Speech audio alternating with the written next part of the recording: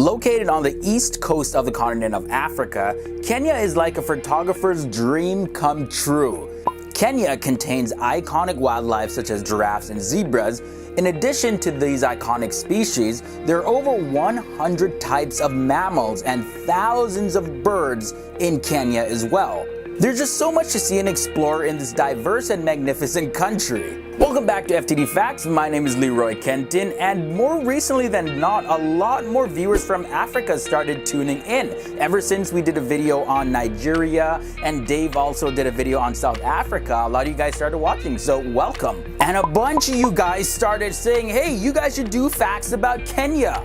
And by the way, if you haven't seen our videos on Nigeria and South Africa, I do recommend checking them out. I have the link to those down below. And I just want to say thank you to everyone that has been sharing our videos on your Facebook and other social media. If you enjoy these videos, hit that like button and subscribe if this is your first time here. This is FTD Facts. We don't discriminate. So for this episode, I was so excited to dive into the culture of Kenya. So let's continue with the facts. The official name of Kenya is the Republic of Kenya. Kenya was named after Mount Kenya, which is a very significant landmark in the country. Mount Kenya is actually the highest mountain in Kenya and the second highest mountain in Africa. Now, the origin of the name Kenya itself is not as clear. It's believed that the name Kenya is linked to the Kikuyu, the Embu, and the Kamba words Karinyaga, Kirenya, and Kenya. And those three words all mean God's resting place. And since we're just talking about mountains actually, let me know down in the comments section, where is the highest place that you have ever been to on this planet? It could be up in a roller coaster, it could be another mountain that you climbed, but don't say airplanes because I don't think those count. Now, did you know that the country Kenya lies directly at the equator? Like literally, if you take a look at the map, you'll see the equator running straight through the middle of Kenya. Kenya has a total population of 48.2 million people, and 3.5 of those people live in the country's capital, Nairobi. On top of being the capital city, Nairobi is the largest city in Kenya, and it's famous for having the world's only game reserve located in a major city. And that game reserve is the Nairobi National Park. And as you could imagine, having this sort of park located in a metropolis with animals like hyenas, cheetahs, and lions, there is some risk to the residents there. In the past, some of the lions have been shot and killed to protect the public. Because of this, lions are being fitted with tracking collars so that the park rangers can always know where they are. They hope that this will prevent any lions from crossing the borders of the park and into civilian territory. Now let's take a closer look into the history of Kenya. Many Kenyans were made to disperse throughout the world as slaves. This was done by Arabs, Europeans, and Americans during the 1600s and 1700s. Kenya's location in relation to the Arabian Peninsula invited this type of trade, and so the East African Swahili coast, where Kenya is located, was a very advanced and rich area. But because of the heavy trading by the Indian, the Persian, the Arabs, Indonesian, Malaysian, as well as some African and Chinese merchants, they all impacted the creation of the Swahili culture and language in that area. Arabic was the strongest language influence, and we can see the effect of the Arabic influence even in the name Swahili. The name Swahili is derived from the Arabic word Sawahil, meaning coasts. More specifically, the Swahili coast mainly consists of the areas along the shores of Kenya, Tanzania, and northern Mozambique. Also, some of the Indian Ocean islands such as Zanzibar and Comoros, they can also be included in the term Swahili coast. Now, when the British Empire eventually dominated that area, they established what was called the East African Proctorate in 1895.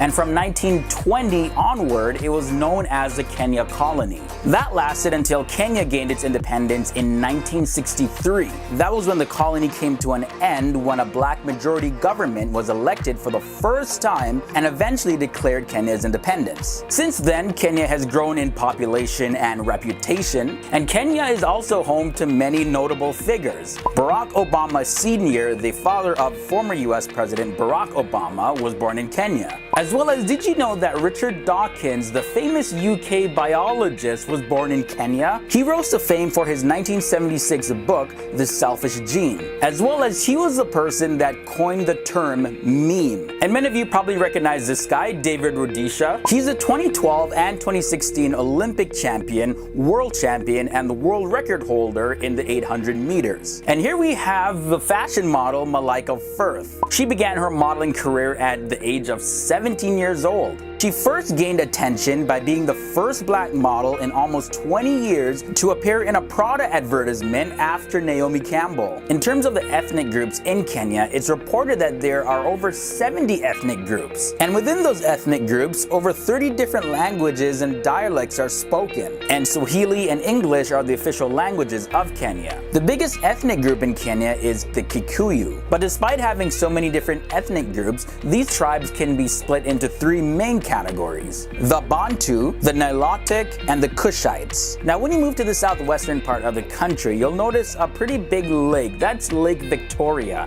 and it was named after Queen Victoria, of course. Lake Victoria is the world's second largest freshwater lake. Now the explorer who gave it the name Lake Victoria was John Hanning Speke, and this was during an 1858 expedition to find the source of the Nile River. The Nile River, of course, is a river that is regarded by most people as being the longest river on the planet. Now when it comes to food, the staple meal in Kenya is ugali.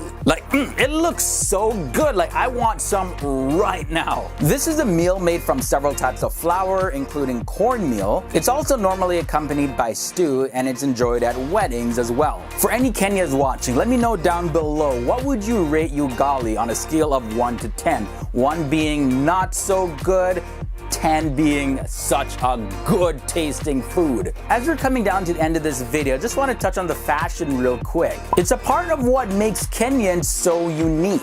Although it is very common to find Kenyans wearing clothes of the Western world, their own style of dressing in itself is very distinct. When you visit the country of Kenya, you can't help but notice the red, pink, and maroon piece cloths that are commonly referred to as Masai shuka around the people's shoulders, waists, and necks. Thank you guys so much for joining me on this brief journey through Kenya. Now before you go, if you do love what we do here on FTD Facts and want to further your support of this channel, you can head on over to our Patreon page. You can become a monthly patron by choosing any amount that you want to pledge, and in that you help us continue to spread the message of positivity and love, as well as continue to share things about this world that many people are just completely ignorant of. And there's so much more to see in this country. The country has such amazing people, beautiful wildlife, and all sorts of cultural practices that all come together to help make Kenya one of the most unique countries on this planet.